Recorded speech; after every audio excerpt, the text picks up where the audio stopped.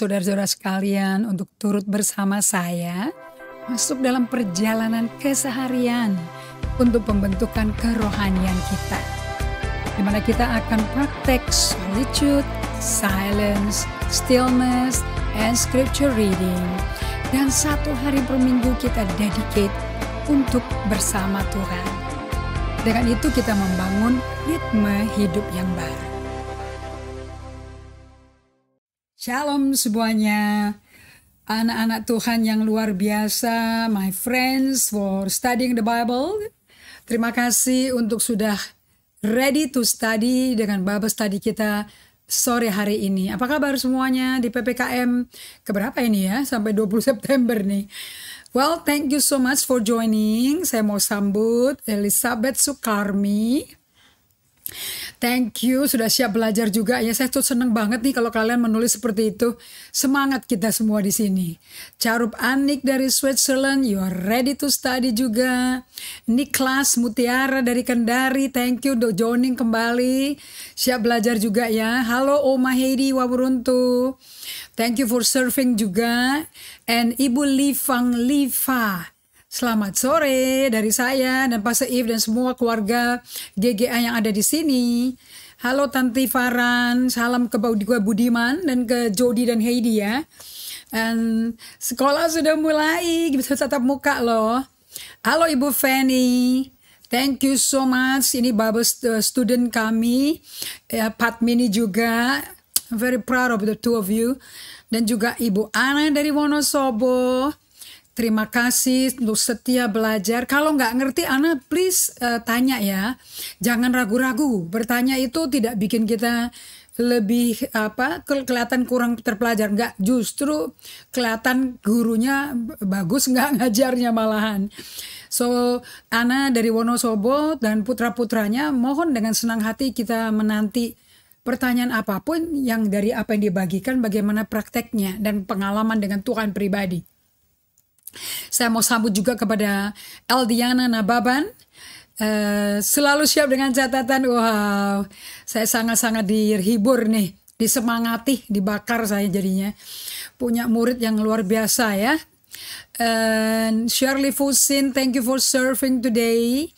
Juga semua tim BTS GGA yang luar biasa. Sari Airnastiti, shalom, terima kasih untuk bergabung kembali.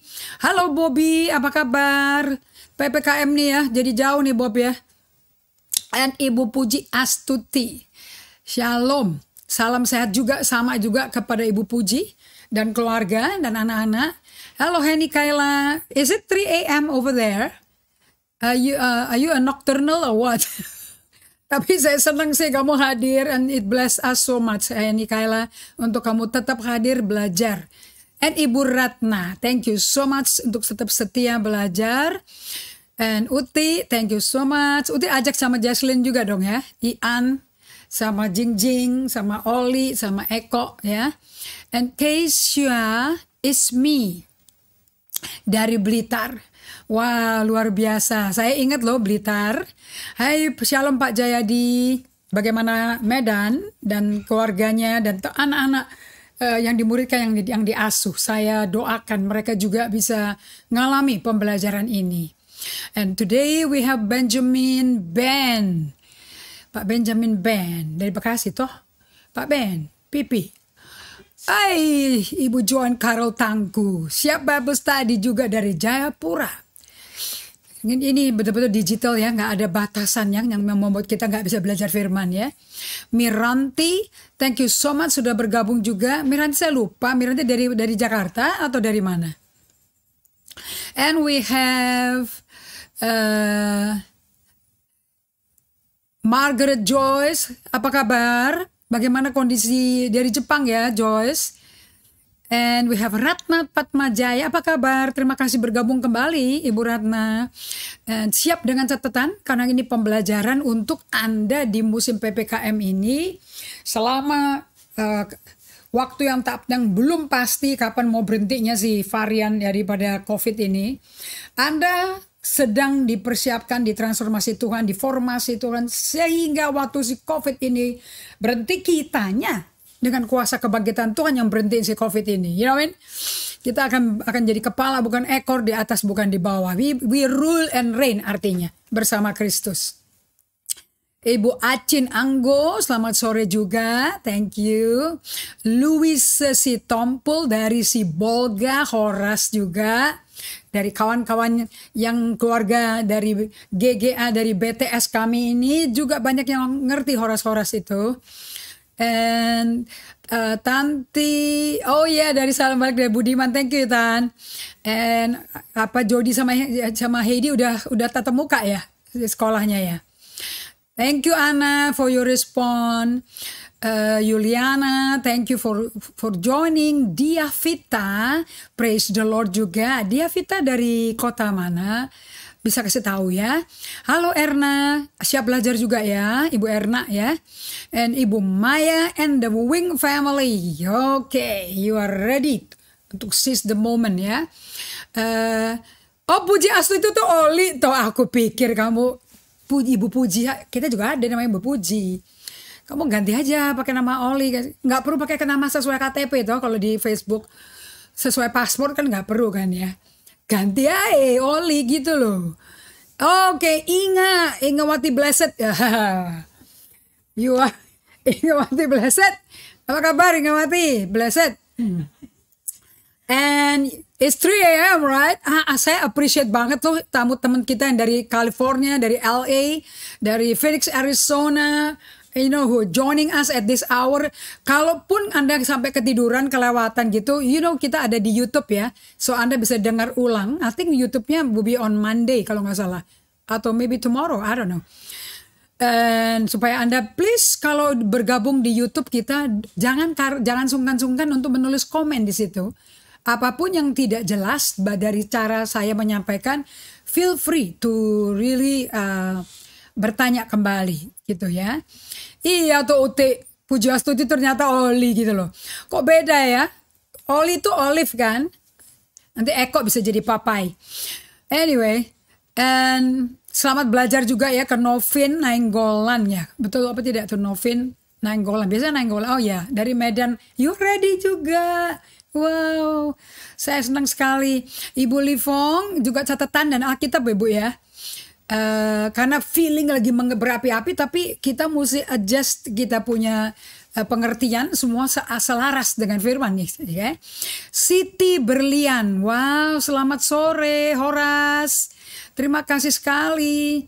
Banyak orang Sumatera Utara namanya Berlian ya, luar biasa.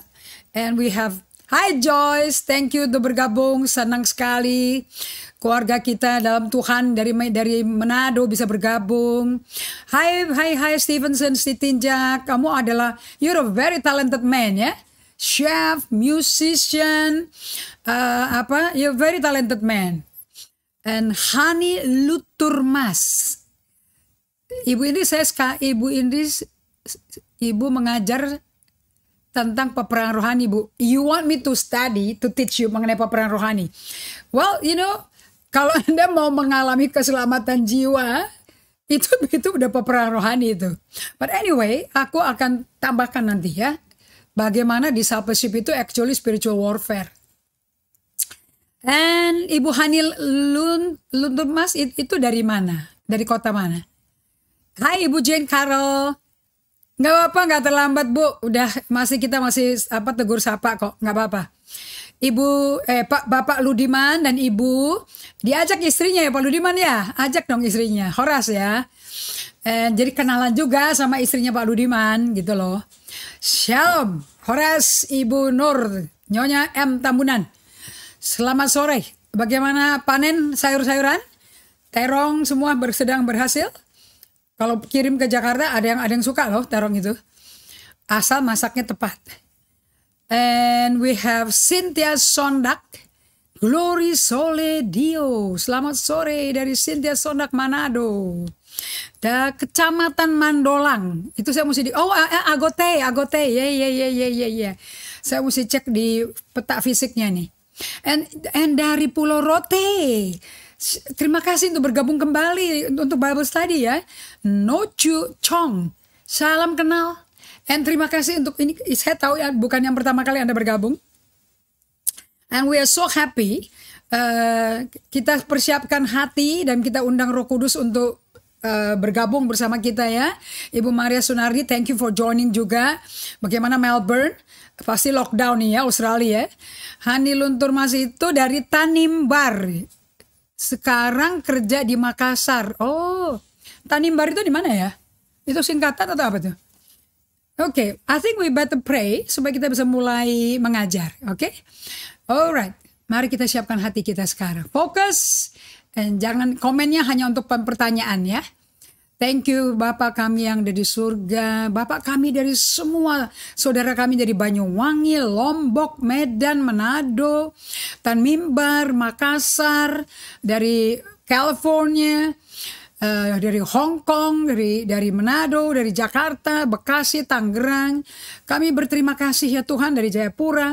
Semua anak-anak-Mu ada di dalam pengawasan-Mu. Engkau Allah yang matanya menjelajah seluruh bumi untuk mencari orang yang hatinya setia dengan Engkau. Kepada mereka Kau nyatakan kuasa-Mu. Terima kasih Bapa. Biar kuasa firman-Mu bekerja di dalam hidup kami. Sehingga kami tidak lagi membawa koper-koper masa lampau yang begitu memberatkan kita. Sehingga kami tidak bebas terbang tinggi bagi Raja Wali. Dalam proses memeluk jati diri kami yang sejati. Kami akan dilepaskan karena paham, mengerti, makanya kami bisa mengalami transformasi dari ke dalam ke batin kami. Thank you Roh Kudus, infus kami dengan hadirat-Mu, dengan pribadi-Mu, kasih-Mu, supaya firman itu menjadi pribadi yang cinta kami, yang indah, yang mengajarkan, mentransformasi kami. Dari pelajaran ini, hidup kami diubahkan. Kami berikan hormat, pujian, kemuliaan hanya bagi-Mu dalam nama Yesus. Amin. Wah, senang sekali. Saya juga ada lihat dari saudara dari AB Pura. Itu tetanggaan ya sama Jayapura ya.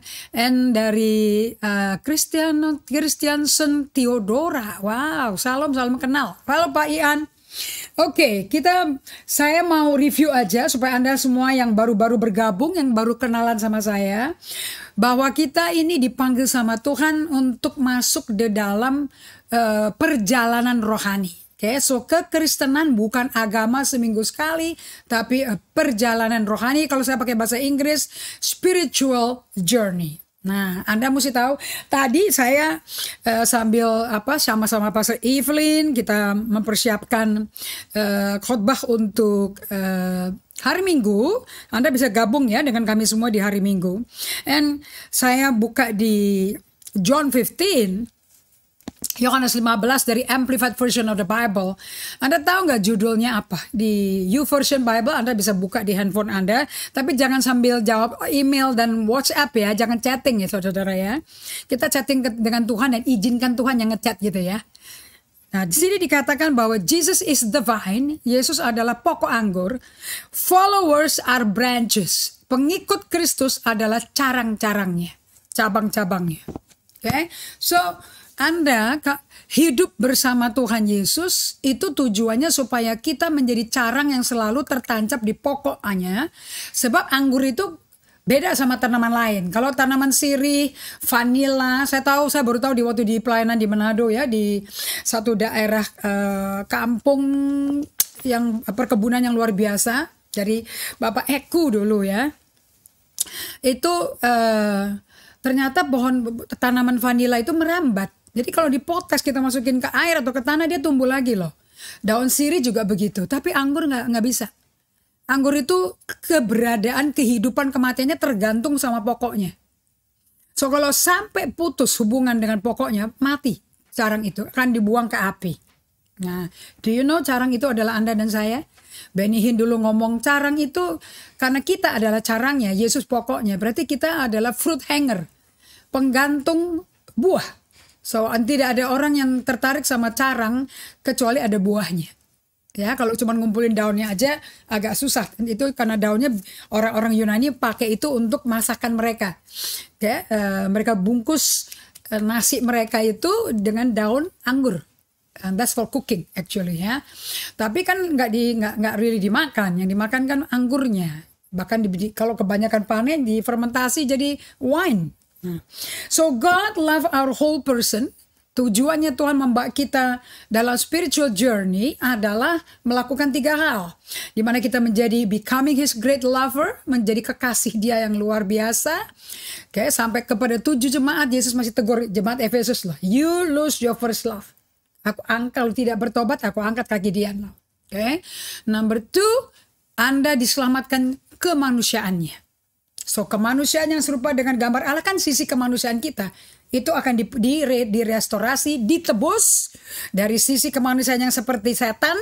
Karena mengikuti iblis, menjadi sisi kemanusiaan seperti Adam terakhir, yaitu Yesus Kristus. Adam terakhir, Adam kehidupan dan kebangkitan itu. So, Yesus mati untuk keseluruhan kemanusiaan kita, bukan hanya kerohanian kita. Kalau Anda berpikir bahwa perjalanan rohani Anda hanya berurusan supaya kita jadi karakternya seperti Kristus, karakter seperti Kristus, itu esensinya sangat penting tuh. Tapi belum holistiknya, belum sepenuhnya. Tuhan Yesus menekankan seluruh kemanusiaan kita mesti selamat. Roh, jiwa, tubuh, emosi, intelek, sosial, seluruhnya. Karena hukum Allah adalah hukum vertikal, hubungan intim dengan Allah, dengan segenap hati, jiwa, kekuatan pikiran, dan hubungan horizontal, social life Anda. Karena dari hubungan sosial ini, semua orang akan merasakan hubungan vertikal Anda. Hubungan horizontal adalah manifestasi dari hubungan vertikal. Dan hubungan horizontal adalah hubungan manusia ke manusia. So that manusia, sisi manusia yang sudah rusak akibat dosa Adam pertama, yang sengaja memilih meninggalkan Allah dan tidak mau berdamai sama Allah, tapi mau berdamai sama iblis, musuhnya Allah. Yang problem tuh iblisnya karena dia benci Allah. Nah, melalui spiritual journey kita day by day with God, buktinya kita melakukan perjalanan dengan Allah, hubungan dengan sesama dipulihkan atau mengalami reparenting. Oke, di mana hubungan kita sebagai anggota keluarganya Yesus. Can you repeat it? Saya anggota keluarga Yesus. Begitu Anda lahir baru, namanya aja kata lahir yang dipakai. Berarti Anda masuk ke keluarga. Tanpa kelahiran nggak ada keluarga. Dan Allah pencipta menjadi papa kita. Right? Kalau Allah Bapa menjadi papa kita, berarti status kita sama Yesus sama. Son of God. Ya, di mana Son of God, anak sulungnya, menjadi buah sulungnya kita. So we follow Him. Kita jadi pengikut Yesus to become the true sons of God. So ini baru kita menjadi whole, kita menjadi manusia utuh dan kudus. Karena apa mesti kudus? Because God is holy. Allah yang menebus kita, yang ngelahirin kita kembali is holy. So kalau kita betul-betul mau serupa dengan Dia, we will be holy. Tetapi secara holistic, as a whole. Jadi salvation itu it's not to rescue us from our humanity. Jadi tidak ngelepasin kita dari kemanusiaan kita. Kalau kemanusiaan Anda suka mie Gajah Mada, suka mie goreng, kue tiaw goreng siram, ya kalau udah terima Yesus nggak apa-apa makan kue tiaw. Itu bukan makanan yang nggak kosher. Kita nggak ngerti kosher-kosheran gitu loh ya. Maksudnya is okay. Bahkan Anda mungkin punya restoran kue tiaw. Just serving God, serving the Lord by serving your customer through your kue tiaw. Melalui warung bakmi Anda. Mungkin suatu hari dari warung menjadi restoran. You know, so waktu Anda mengalami multiplikasi ekonomi juga because of your faithfulness, because of Anda punya pengaruh. Kuncinya seorang pengusaha itu ya, itu Amsal 3 ayat 3 sampai 7. If you're a businessman, you must understand Amsal 3 ayat 3 sampai ayat 7. Di Amsal 3 ayat 3 saya bukain ya. Ini Amsalnya pengusaha. If you don't live like this, saya nggak yakin bisnismu akan jalan. I think nanti Anda akan punya problem. Anda nggak bisa kasih per bulan juga kalau Anda rugi terus. Ya kan? Jadi kan kasihan dong. Masa orang, dan semua hukum Allah itu nggak bikin kita nggak jadi berat. Karena kalau Anda pelajari perpuluhan itu kan pajaknya surga sebetulnya. Karena Anda diperkaya oleh kekuatan surgawi. Kekuatan kebangkitannya Yesus, yaitu Roh Kudus yang tinggal di dalam Anda. So kalau bisnis Anda melimpah ruah, bercabang-cabang, menjadi suatu franchise atau banyak orang yang mau bergabung dengan Anda because people like you. Nah, ini kalau di ayat Amsal 3 ayat 3. Saya baca di ayat 1 dulu ya supaya ngerti ayat 3-nya. Hai anakku, janganlah engkau melupakan ajaranku. Dan biarlah hatimu memelihara perintahku. Saya ya jamin ini Daud ngomong ke Salomo. Karena panjang umur dan lanjut usia, serta sejahtera akan ditambahkan kepadamu. Jangan umur panjang tapi nganggur dan merepotkan orang, anak cucu. Tapi panjang umur dan lanjut usia karena you are prospering. Sejahtera itu kalau bahasa Inggrisnya prospering. Jangan kiranya kasih dan setia meninggalkan kau. Never allow love agape, that means relationship sama God, and kesetiaan kepada Tuhan, never forsake you. Jangan ditinggal itu. Kalungkan itu pada lehermu. Anda gak usah beli kalung ditulis-tulis ayat ini, gak perlu. Maksudnya benar-benar dihidupin gitu loh. Sampai ngomong pun ngomongnya kasih setia Tuhan gitu loh. Kan kalau di leher kan maksudnya kan keluar dari suara Anda ngomong. Kalungkan itu pada lehermu, tulis pada loh hatimu. Tentu Anda gak taruh iPad di hati kan. Enggak dong. Masa jalan-jalan pakai iPad terus kadang keluar suara kayak audio Bible gitu. Bukan itu. Maksudnya Anda you know, it's in your heart, dan apa yang di Matius 12 ayat 36-37, apa yang ada di hatimu akan keluar ke mulutmu. Let apa yang keluar. Yakobus 3 berkata, itu lidah tuh ya perlu dijinakkan loh. Saya dikasih tahu sama Pak Seib bahwa menjinakkan kuda itu tidak disabetin, dipecutin, itu tidak digelepakin, kapok lu remuk langsung jalan. Patah tulang nanti malahan ya. Ternyata caranya menjinakkan kuda itu namanya horse whisperer. Jadi si pelatihnya itu, apa sih bahasa Indonesianya lupa aku. Pelatihnya itu cuman begitu aja. Dia tahu ngomongnya ke kuping kiri apa kuping kanan itu beda loh. Nah ya, kalau ngomong kuping kanan, dia bisa tahu ini orang ini pawangnya bukan. Dan ngerti bahasanya dia. Ternyata kan ada di TV ya, apa channel itu, yang namanya Dog Whisperer. Anjing pembisik anjing. Jadi anjing yang ganas itu di rumah orang, sampai yang punya anjing beli anjing malah tersiksa sama si anjing. Panggil si Mr. Carlos ini, I think Carlos namanya. Dia datang sampai ke Singapura si Carlos. Saya bilang kok dia jadi kayak penginjil ya, kayak aku ya, bisa keliling ke negara-negara demi anjing. Jadi penginjilan anjing ada saudara. Penginjilan kuda ada. Penginjilan anjing ada. Sekarang Yakobus 3 berkata betapa sulitnya menjinakkan manusia. Nah manusia itu baru tahu jinak apa enggak dari lidah. Lidah itu kayak apa, kayak korek api. Korek api. Itu kayak batang api itu.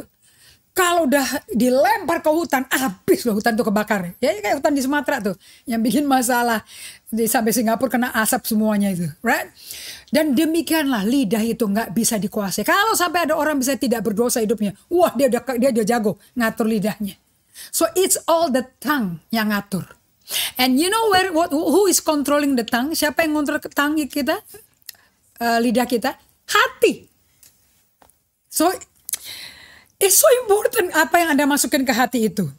Jangan kiranya kasih dan setia meninggalkan kau. Kalau kepahitan usir saudara. Kalungkan itu pada lehermu, tuliskan pada loh hatimu. Sabtu ya saya ngomong mengenai hati itu. Maka engkau akan mendapat kasih. Nah ini ayat 4 nih. Ya Pak Antos, semua para pengusaha yang hadir sore hari ini, anak-anak Tuhan tapi pengusaha, dunia influence Anda. Mark this, even teachers, even hamba Tuhan, ministers. Maka engkau akan mendapat kasih dan penghargaan dalam pandangan Allah serta manusia. Bukankah Amsal 3 dan 4 ini sama dengan Lukas 2 ayat 40 dan Lukas 2 ayat 52. About Jesus, anak ini bertumbuh dewasa badannya dan hikmatnya dan disukai Allah. Plus ayat 52, disukai orang. Makanya Yesus kemana-mana selalu menarik massa. Because of this. Anda mau jualan, mau pakai reklame kayak sosmed, medsos kayak apa kayak terserah ya, mau pakai billboard, mau pakai semua alat-alat iklan. You know, kalau orang dengerin Anda ngomong atau ketemu Anda, they don't like you. Anda mau jual apapun gak laku. But if you're a person of influence, Anda akan mendapat kasih dan penghargaan. Sales people need this. Teachers need this. Parents dengan anak-anaknya butuh ini. Suami butuh ini supaya bisa dicintai istrinya, dihormati istrinya. Istri butuh ini supaya dicintai suaminya. Everybody need this, especially business people di masa PPKM ini. Who like you? Percaya kepada Tuhan dengan segenap hatimu, jangan kau bersandar lagi dengan pengertianmu sendiri. Akui Dia dalam segala lakumu, maka Ia akan luruskan jalanmu. Jangan anggap dirimu bijak, takut akan Tuhan, jauhi dong kejahatan. Itu menyembuhkan tubuhmu dan segarkan tulang-tulangmu. Encok dan semua osteoporosis akan hilang, Bapak Ibu sekalian. Kalau Anda betul-betul menyimpan setiap hari, merenungkan, meditate, Mazmur 19 ya, merenungkan firman Allah pagi, siang, dan malam. Anda mau tahu renungannya Daud, firman Tuhan, 176 ayat di Mazmur 19. That's how much he love the Bible. Dia cinta Alkitab tuh gila-gilaan, sampai 176 ayat dia ngomong sama Tuhan. Kayak nggak ada ayat-ayatan sih, itu langsung ngomong sebetulnya. But that's how long he talk to God. Bagaimana dia appreciate Tuhan. Bagaimana dia katakan, there's nothing I can hold to, tidak ada yang dapat ku pegang sebagai andalan hidupku kecuali Tauratmu. Oh, how I love your law. Betapa ku cinta hukummu. Nah, kalau Anda mau jadi orang kayak begini, you must have time alone with God. Oh ya, Ibu Evita, thank you ya, penjinak psikologi anjing dari USA namanya Caesar Milan. Thank you, ternyata ada yang pemerhati penjinak anjing. Kalau sama saya belajar dari Peter Scazzero penjinak hati dan lidah. itu membuat orang yang personality merah itu menjadi shadow. Warnanya lembut kayak senja. Makanya ada orang tuh suka kerja walaupun ada lampu neon tapi dia pilih lampu merah. Anda tahu kan artinya? Karena itu syahdu, menenangkan jiwa. Nah, kalau hadirat Tuhan tuh bikin hati hangat. Jadi terangnya pun juga bersinar tapi indah, tapi nggak nyakitin hati, nggak bikin mata mesti jadi rusak retinanya, nggak gitu loh saudara. So I want you to really study di Mazmur 19. Supaya Anda punya waktu kayak Daud. Coba ya kalau saya bacain ke Anda. Tuhan, aku nih hambamu diperingatkan oleh hukummu, takut akan Tuhan, titahmu, Tauratmu, peraturanmu. Semua itu lebih indah daripada emas. Lebih manis daripada madu, Tuhan. Hambamu ini diperingati oleh semuanya ini loh. Bayangin kalau semua yang memperingati Daud itu rasanya kayak madu dan berharga kayak emas tua. Waduh, berarti how beautiful itu Pentateuch. 5 buku Taurat yang mau seindah bagi dia. Kok bagi jemaat kok kayaknya senang sekali tuh dengan pengajaran Hyper Grace. Kalau udah kasih karunia Tuhan, kita hidup di perjanjian baru, kasih karunia, yang itu gak usah. Daud jatuh cinta sama 5 buku Taurat. Bagaimana itu? Lebih manis daripada madu. Lebih valuable daripada emas tua. Come on. Isinya 5 buku itu adalah buku cintanya Tuhan ke kita loh. Oke. Siapa sih yang dapat mengetahui kesesatan? Who actually, I hope Roy is here. Siapa yang bisa menyadarkan kesesatan? Nanti saya tunjukin ayat sesat itu di mana. Sesat itu apa? Bebaskan aku dari apa yang tidak kusadari. My God. Daud berkata, dia pernah sesat. Kalau tidak pernah sesat, nggak mungkin dia bilang, siapa yang sadar kalau lagi sesat? Sayangnya kalau kita lagi sesat, kita nggak sadar. Bahkan nggak tahu lagi sesat. So, dulu ada Pastor suka kasih pakai quote yang berkata seperti ini. You know, what is so scary, yang menakutkan adalah we don't know what we don't know. Nah ini Daud yang ngomong nih.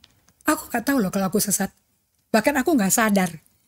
Namun kalau aku mencintai Tauratmu, peraturanmu, titahmu, perintahmu, takut akan Tuhan, dan hukum-hukum Tuhan itu, kalau aku cinta semua itu lebih dari emas tua, hatiku cinta emas, lebih daripada aku menikmati madu, aku sesat ketahuan. Aku tipsi ketahuan. Aku menyimpang aku tahu. Kayak aku ditur pun aku tahu. Kayak aku bisa disadarin. Oh, lindungi hambamu juga terhadap orang-orang yang kurang ajar. Anda mau tahu orang yang kurang ajar kayak apa? Ya Anda nggak akan tahu kalau Anda sendiri juga kurang ajar sama Tuhan. Right? Bahkan orang kurang ajar sama kurang ajar bisa jadi satu, jadi kayak burung yang bulunya sama ngumpul loh. Bahkan bisa menjadi persekutuan doa loh, saudara. Oke? Jangan mereka menguasai aku, maka aku akan menjadi tak bercela dan bebas dari pelanggaran besar. You see the quality of David. Mazmur 78 menjelaskan, kalau nggak salah ayat 76 ya. Dia seorang yang berhati tulus, berhati integritas, dan tangannya penuh keahlian. I want to have a heart yang berintegritas, artinya nggak ada celah dan bebas pelanggaran besar. Oh, kadang-kadang ada jeda di situ. Antara ayat 14-15 ada jeda. Artinya you take a deep breath, rest sebentar, renungkan. Supaya apa yang dikatakan Daud bisa dijelaskan Tuhan pribadi ke Anda by being still and silent. Dengan Anda berdiam. Dan pikirannya tenang. Fokus ke Yesus aja. Suara-suara yang eksternal, internal, yang rame. Terima aja. Memang ada, gak apa-apa. Anda gak usah rasa tertuduh kok kalau ada suara-suara itu. Gak bikin Anda gak suci. Memang ada. Memang rame hidup kita tuh di dalam kita. Okay? But what you need to do is latihan memusatkan fokus pikiran Anda ke Yesus, tetap ke Yesus. Sementara ini bunyi terus. Lama-lama kalau nggak dikasih makan, nggak diperhatiin, nanti dia suaranya hilang sendiri kok, lemes sendiri. That's how you train your emotional muscle. Cara melatih otot emosimu. Supaya bisa teguh. Apa tuh? Teguh dan yakin ya. Yakin dan teguh ya. Kepada firman Allah. Nah, sampai Daud kemudian berkata gini. So humble. Oh, mudah-mudahan engkau berkenan akan ucapan mulutku dan renungan hatiku. He doesn't take it for granted bahwa doanya dia tuh diterima Tuhan loh. I pray, I hope that the meditation of my heart be acceptable to you, Lord. Dia rendah hati sekali. Dia nggak assume Tuhan tuh menerima doanya. Jadi Anda tuh kalau doa jangan berkata aku udah doa. Kayak asumsi aja Tuhan terima, belum tentu dia terima loh doamu loh. Oke, ya Tuhan, Engkau gunung batuku dan penebusku. So today, kalau Anda mau mengalami keselamatan daripada your humanity, Anda perlu memastikan bahwa Anda tidak hanya fokus ke rohanimu saja, tetapi Anda harus secara genuine, dengan tulus, dengan murni ya. Anda perhatikan apakah sisi kemanusiaanmu yang ketemu banyak orang ini, itu betul-betul dipulihkan Tuhan menjadi the true you. Karena sesudah ini nanti bagian porsi berikutnya setelah saya selesai dengan Saul dan Daud. Begitu saya masuk Daud, kita masuk kepada nomor 3 tujuan daripada spirit journey kita adalah finding the true you. Menemukan jati dirimu yang sesungguhnya. The only person yang menggambarkan secara manusia is Daud. Makanya Allah sendiri yang berkata, I found a man after my own heart. Si Saul ini udah gak mau menghormati aku. Gak apa-apa. Tetapi aku sudah menemukan bagi diriku seorang yang memiliki hati seperti aku. Dan berkenan padaku. Ya kalau berkenan pada Tuhan ya seperti Tuhan artinya. Right? Saya kalau gak salah terakhir meninggalkan Anda di 1 Samuel 16. Saya mau tunjukin pada Anda semua. Kalau Anda hidup terus dengan sifat Saulnya Anda. Actually pelajaran daripada emotionally healthy spirituality, okay, ini the complete set. Bagaimana Anda mengalami pemuritan dari bagian Anda yang membuat Anda sendiri kadang-kadang nggak sadar ada. Itu kemarahan terpendam, ngamuk, murka, depresi, stres, bipolar, itu semua adanya di bawah sini, di gunung es yang bawah ini. Nah, in this book tujuannya adalah untuk mengeluarkan Saulnya kita dan mengembangkan dan pembentukan Daud di dalam kita. Kenapa kok Daud yang dibentuk di dalam kita? Because David is a man after God's own heart. Daud itu adalah pribadi yang memiliki hati yang berkenan pada Tuhan. And itu in the making, itu dibikin. And Daud itu memberi diri. He surrender his everything supaya Tuhan bisa bentuk dia. Jadi hanya dinubuatin nggak langsung jadi, karena Tuhan tuh memang dia caranya ngomong bang jadi bumi nggak berbentuk gelap gulita, di Jakarta jadilah terang jadi knowledge coming. Okay? Jadilah cakrawala, jadilah lautan, jadilah daratan, jadilah tumbuh-tumbuhan yang berbiji. Yes, dengan perkataan. Tetapi dalam restorasi manusia tidak lagi hanya pakai perkataan. Tapi ini perkataan yang mesti turut kerjasama di dalam hati kita. Karena perumpamaan mengenai pengajaran rahasia kerajaan surga, saya suka Dallas Willard ngomong seperti ini. You know, Jesus come to earth. Yesus datang ke bumi. Enggak, dia enggak bawa kerajaan surga. He makes the kingdom of God accessible for mankind. Yesus itu pintu kan, dia ngomong kan, Yohanes 10. Aku pintu gerbangnya kan. Kenapa kok dia bilang pintu gerbang? Because dia pintu yang kalau kita terima dia, dibuka. So we can through Jesus access to the Father, Raja dari kerajaan surga itu. So he's the door, the way, the truth, the life. Now, kalau kita mau jadi pengikut Kristus yang efektif, of course, kita otomatis akan hidup di bumi seperti di surga, seperti doanya yang Yesus ajarin. You know, let your will be done, your kingdom come on earth as it is in heaven.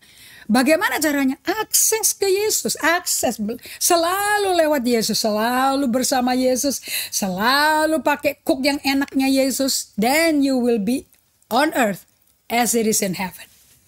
Nah, itu perumpamaan tertua pertama yang pernah diajarin Yesus, dan dia berkata loh, kalau yang ini kamu nggak ngerti, perumpamaan yang lain kamu nggak ngerti. So vital ya, sangat vital Anda mengerti perumpamaan penabur itu loh. Because that's the secret to accessing the kingdom of God. Nah, nomor satu apa? Harus mendengar benih firman itu. Kan benihnya bilang firman, dia bilang. And apa yang mesti kau perhatikan? Your heart. Nah, Daud itu pertama kali dipromosi sama Allah.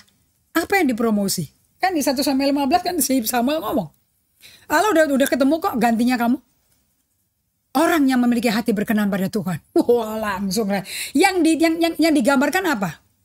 Pendidikannya dia? CV-nya dia? No. Heart condition. Kondisi hatinya.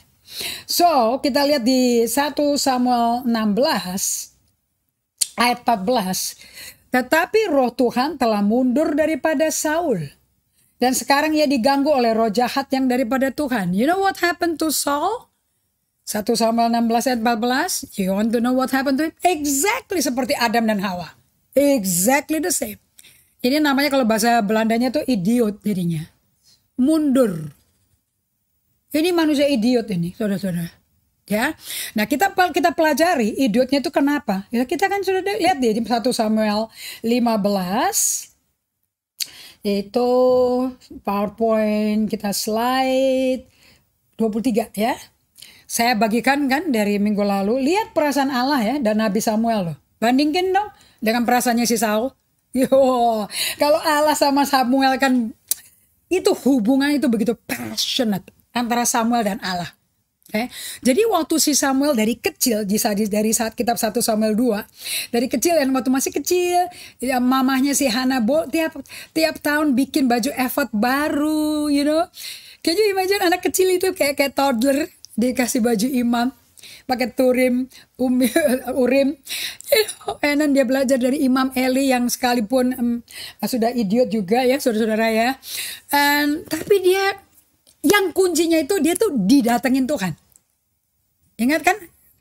Dia masih bobo waktu dia kecil dan dikata Samuel, dia lari ke Imam Eli. Imam Eli berkata, enggak, aku gak manggil kamu. Tidur, kamu balik lagi sana. Setelah 3 kali anak kecil ini bolak-balik. Makanya tuh kita kalau punya iman kayak anak kecil. Anak kecil tuh tajam kalau denger, tapi belum ngerti gitu loh. And then dia bilang setelah 3 kali, saya rasa Allah yang manggil kamu loh, bukan aku. Ya gini aja kalau suaranya datang lagi, orang bilang, bicaralah padaku, ini aku hambamu. Dia lakukan. Tepat. Anda mimpi apa dalam usia sangat muda? Dia mendapat pesan Allah yang berupa penghakiman keluarga Imam Eli. For a young person, itu Gen Z loh tuh. Usia Gen Z si Samuel itu. Udah membawa bobot nubuat bagi keselamatan suatu negara, suatu bangsa. Nationwide word, the now word of God. Kelas negara, saudara. Dia nggak belajar sekolah nabi itu ngomongnya belajar nabi di kelas latihan nubuat di antara teman. My goodness, private course, private life, kehidupan yang utuh dan kudus, just for the Lord sesuai nasar mamanya Hana. Karena kalau bikin nasar nggak bisa tarik ya. And this young man, this little boy, Samuel, he became the voice of God for the nation. Wow. Tidak saja ke Imam Eli, bahkan ke raja pertama Israel. Siapa raja pertamanya? Saul. Nah, Anda kalau mau ngerti pelajaran emotionally healthy spirituality, is getting to know your soul. Mengenal Saulnya saya. Mengenal Saulnya Anda. Nah, yang bisa kenal Saulnya Anda atau saya ya, kalau buat saya ya saya yang mestinya tahu, bukan orang lain. Kalau Anda mau tahu ada Saul di Anda, ya tahu Anda. Sayangnya kita nggak tahu. Tidak tahu dan tidak sadar. Sama kayak Daud. Daud tuh bisa ngomong gini, udah pasti dia ngerti lah. Dia ngerti selahnya Tuhan. I don't know. Aku nggak tahu kesesatan. Bebaskan aku dari apa yang tidak aku sadari. To be holy, to be whole. I know there's a high call, but I don't know how. Aku nggak ngerti bagaimana caranya. But hukummu, titahmu, Tauratmu, peraturanmu, ketetapanmu, takut akan engkau, dan hukum-hukummu, those yang akan kasih tahu. Hambamu itu diperingati oleh semuanya. Jadi nggak bisa dong, cuman ngafalin 10 perintah Allah aja nggak cukup, saudara. The whole book, 5 books. Oke, saya aja kitab ulangannya ya saya ulang-ulang kok, karena itu apa yang saya lupa di kitab Imamat sama Bilangan diulangi lagi. Mau ngomong Biliam berkali-kali diulangi, sampai di kitab ulangan diulangi lagi. Amazing. Kenapa kok suku Amalek itu dibunuh? Wah, nggak main-main. Itu ada di ulangan 25. Nanti saya tunjukin ya. Lihat ini. Mari kita dengerin perasaan Allah. To know your feeling is to know you. Mengenal perasaanmu adalah mengenal dirimu. Oke. 1 Samuel 15 ayat 3, 5, 7 sampai 16, 19 sampai 26. Perintah Allah. So si Saul raja Israel pertama yang diinstall oleh rakyat. Jadi Allah tuh diprintir tangannya, harus setujui. Because they want to be like other country. Padahal itu negara khusus spesifik dari Allah. Seperti surga kok kepingin jadi kayak negara berdosa. Aneh ya. You know our heart, betapa liciknya hati manusia. Man. Kita tuh nggak kenal. Tapi kalau Anda dengar saya mengutip Yeremia 17 ya. Ayat 9 ini. Jangan Anda langsung nggak mau tahu hatimu loh. Udah licik nggak layak. No. Terima. Bawa ke Tuhan. Nanti Tuhan ubah hatimu. Oke. Okay? So Allah memberi perintah melalui Nabi Samuel kepada Raja Saul. Jadi pergilah sekarang ya. Kalahkan orang Amalek. Anda mau lihat kenapa Amalek dikalahkan. Sampai kitab ulangan diulang-ulang. Saya tuh bilang kayaknya tuh nggak ada deh. Allah tuh nggak mungkin bunuh orang itu kalau nggak ada alasannya. 7 bangsa lebih kuat itu dibunuh tuh bukan karena Allah sadis. Ada alasan. Ulangan 25 ayat 17. Sampai 19. Anda udah punya Alkitabnya kan di depannya? Oke, let's read. Ingatlah apa yang dilakukan orang Amalek kepadamu pada waktu perjalananmu keluar dari Mesir. Amalek harus dihapuskan, bukan dibunuh, dihapus. Makanya saya baru ngerti, memori, kenanganmu, ingatanmu akan Amalek akan dihapus. Wow, itu kayak dikasih otak baru loh saudara-saudara. Ya. Bahwa engkau didatangi mereka di jalan dan semua orang lemah pada barisan belakangmu dihantam loh sama mereka loh. Anda tahu ya, ini budak-budak 430 tahun digebukin terus loh. Pasti kakinya yang pengkor, kayak tangannya terpelintir, jari hilang, kan gebukin semua tuh. Dan kerjanya kan nggak pakai kaos tangan seperti kita sekarang, ya nggak pakai boots, ya mungkin ibu jarinya protolan semua. Oke, badan udah engsel gitu loh ya. Dan semua orang lemah pada barisan belakangmu. Pasti ini istri-istri dan baby-baby dong. Dihantam loh sama mereka. Sedang engkau lelah dan lesu, mereka tidak takut akan Allah. Maka apabila Tuhan, ini sadis loh, orang gak jahat, cuman lewatin daerah tanahnya Amalek.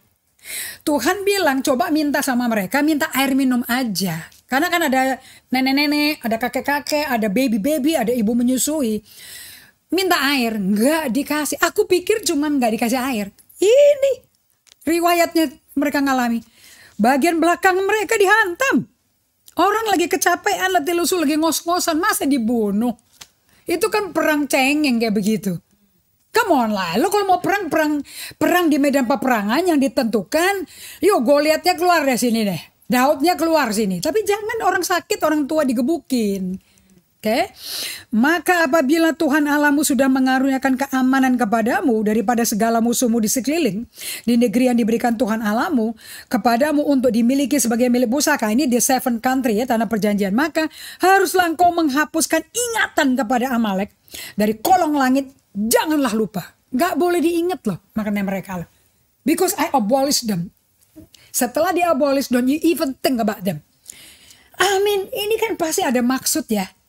Allah Bapa untuk ingatan tuh di mana saudara? Memori itu di mana? Di jiwa kan? So our jiwa itu benar-benar sensitif loh. Makanya kalau orang suka ngomong, aduh tuh orang sensi banget ya, itu jiwanya sakit, nggak ada otot. Karena masih nginget-nginget itu dia emotional bag atau baggagesnya dia, koper-koper emosi masa lampau. Aduh. Yang mestinya dihapusin, nggak boleh lupa loh, harus dihapus. Oke, diinget-inget melulu.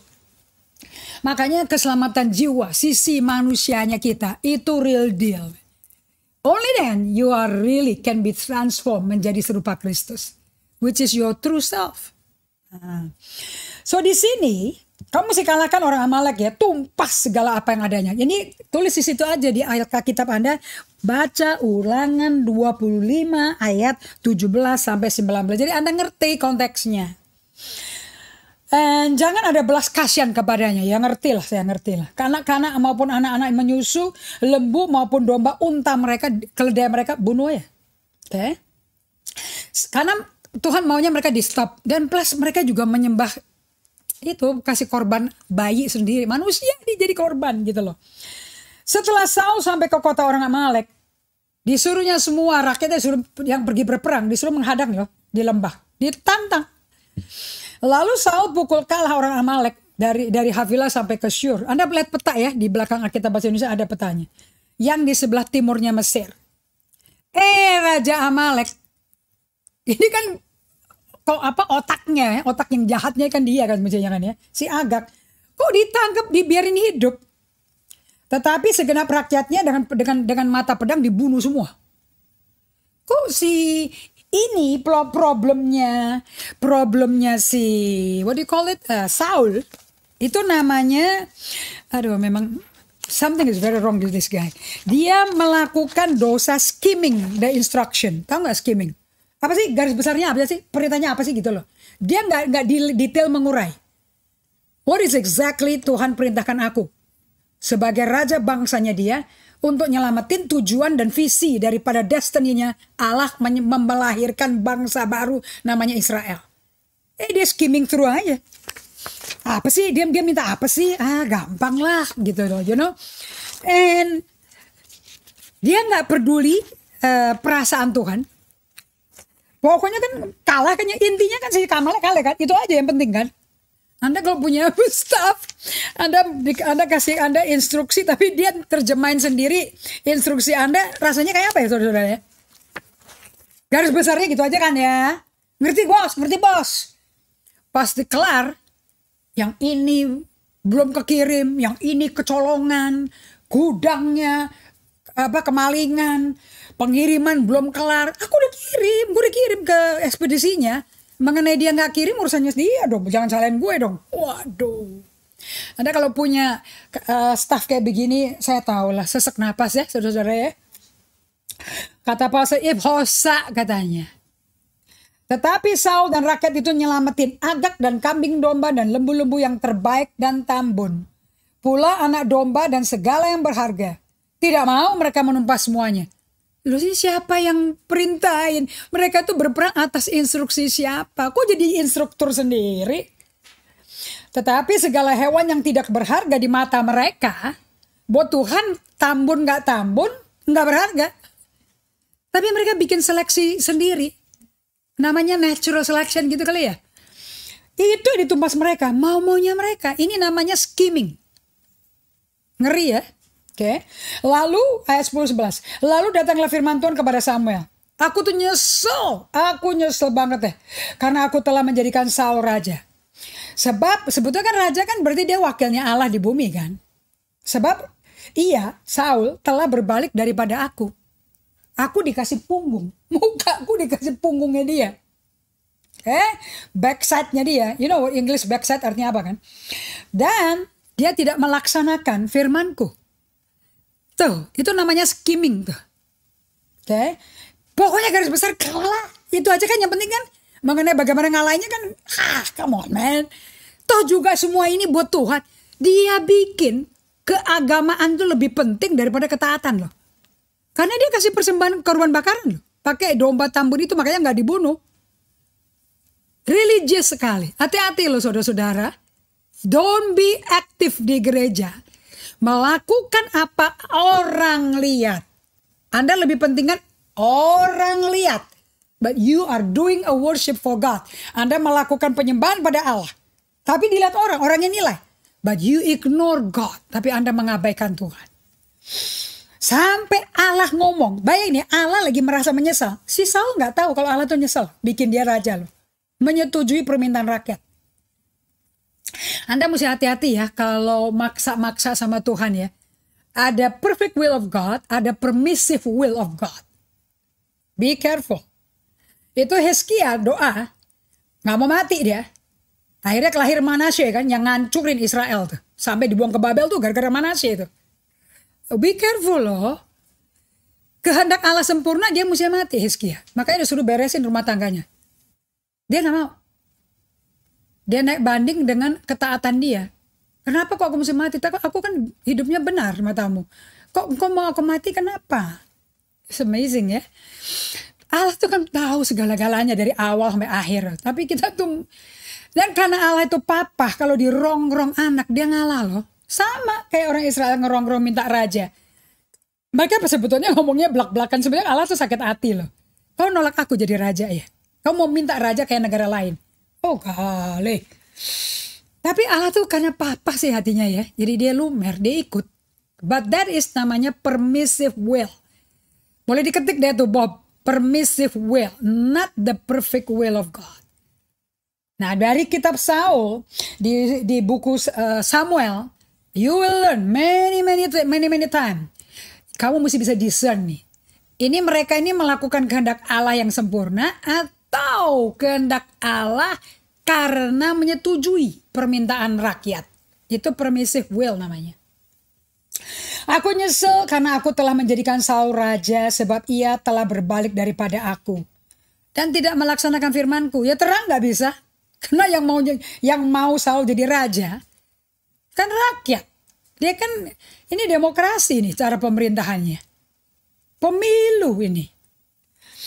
Maka sakit hatilah Samuel dan ia berseru-seru kepada Tuhan semalam-malaman. I wonder kenapa Samuel semalam-malaman gak tidur.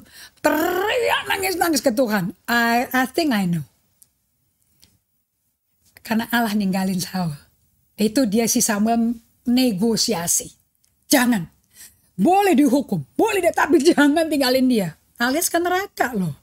Bukankah perisainya si Saul itu gak berurapan lagi?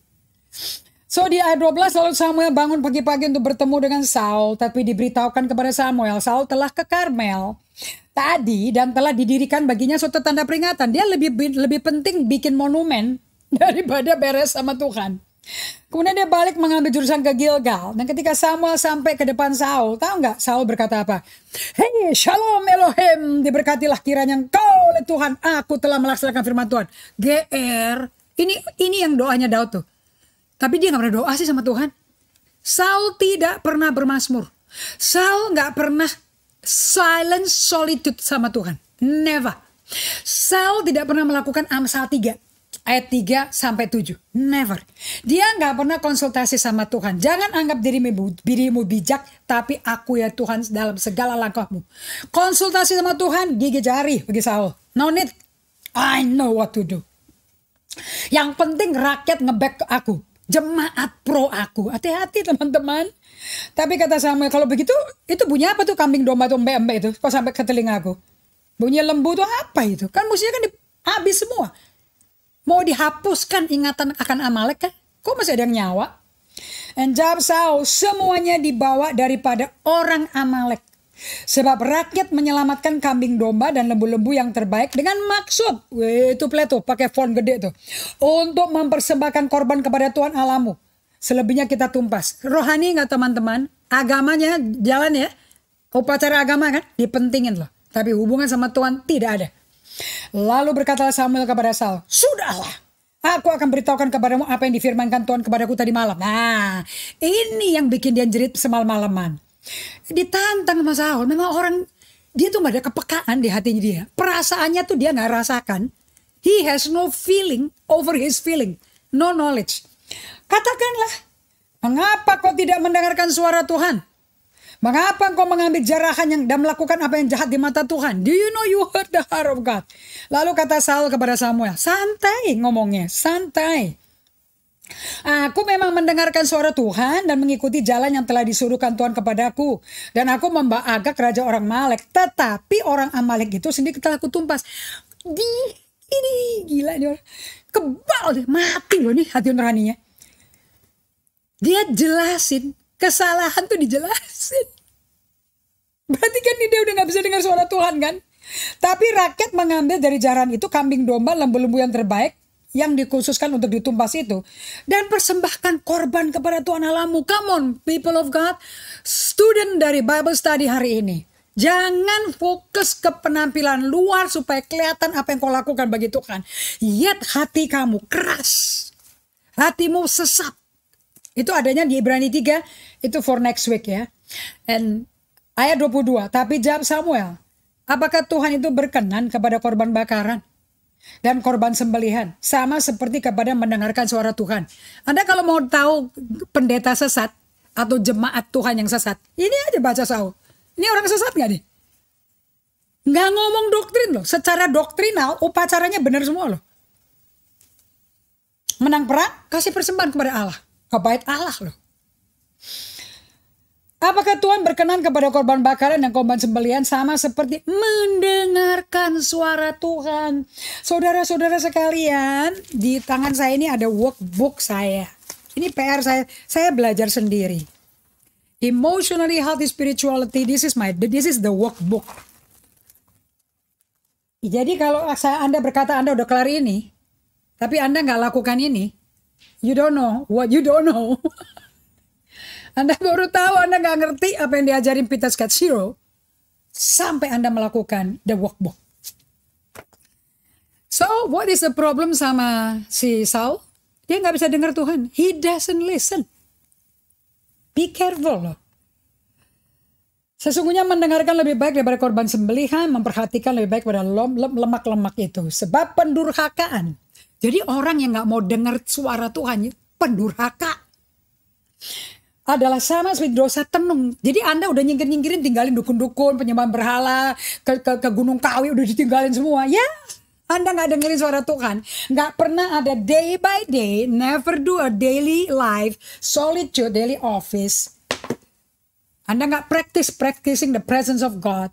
Anda sama dengan penyembah berhala.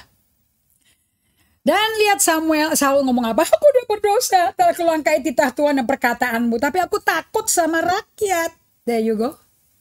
Anda nggak bisa nyenengin Tuhan. Akibatnya Anda nggak bisa jadi saksi Kristus, jadi garam dan terang bagi sesama.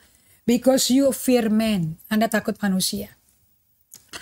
Kayak sorry ya, itu ada salah ketik di situ, takur, maksudnya takut. Maka sekarang ampuni kiranya dosa aku. Balik dong sama aku. Supaya aku gak ditolak sama rakyat. Rakyat tahu dan Tuhan masih sama aku. Enak aja. Come on people. Kita mesti berpisah. So, sampai Sabtu ya.